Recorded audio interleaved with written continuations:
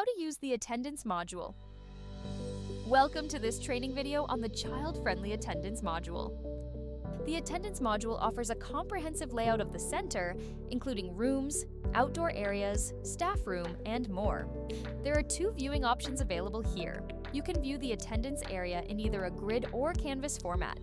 The canvas view here presents a physical layout alongside the room details. To switch views, click on the grid layout. In the grid layout, you can choose between a clean view or a detailed view.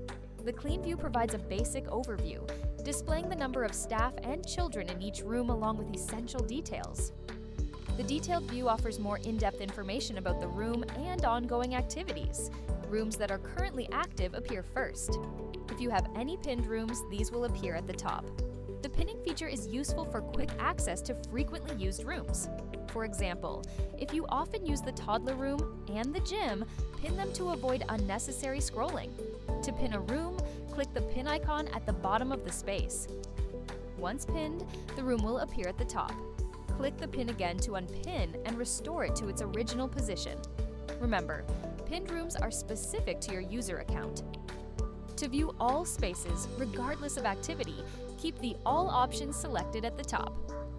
To see only rooms with current activity, click the Active tab. This shows spaces with staff or children present.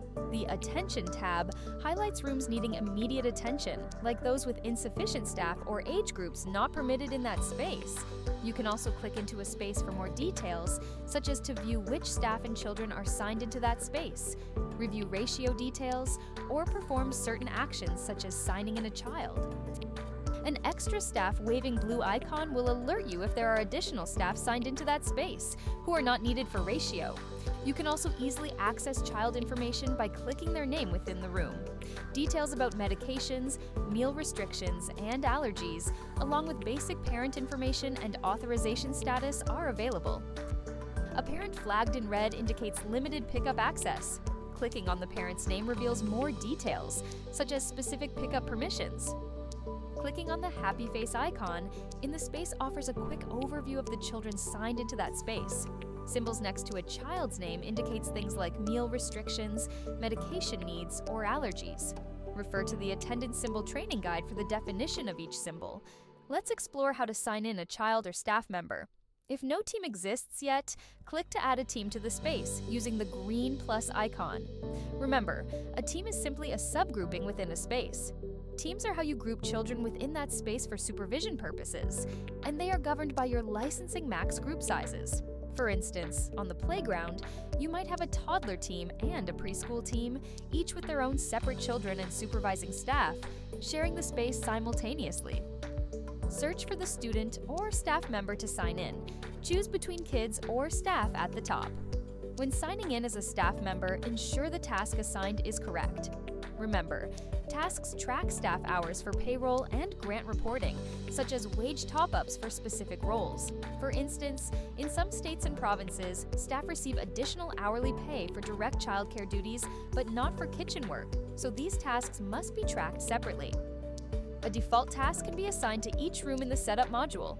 To change the task, select a new one, verify the sign-in time, and click Submit. Continue adding people to the room as needed.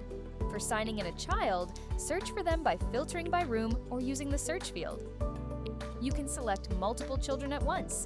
Select the children, click Sign In, choose the appropriate parent or portal member who is dropping the child off, and then click Sign In again. After signing in children, the main screen updates to show any new active rooms, including the one just added.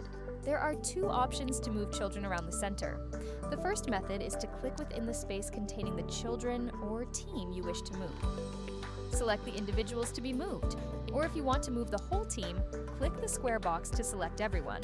Click the Move button. Select a new space to relocate to, either creating a new team or adding them to an existing one. Click the Move button once done.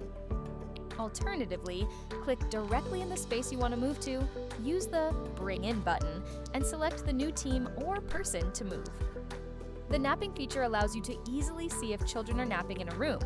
Click the nap icon, and a Z symbol will indicate nap mode, which will adjust the staff ratios required if applicable. To end nap mode, click End Nap. Next, finding an active student or staff is simple. Use the search bar at the top to enter their name. This is handy for locating children during pickup, as they may be in a different area than their usual room. If signing a child out, click the Sign Out button and then select the correct portal member picking them up. Parents flagged in red will still appear. Click Sign Out. The child is now signed out of care. For signing out multiple children or staff, use Select All, choose Sign Out, verify the authorized portal member, and click Sign Out. This is particularly handy when dropping off a group of children to school all at once. That's everything for the attendance module. If you have questions, please contact our support team.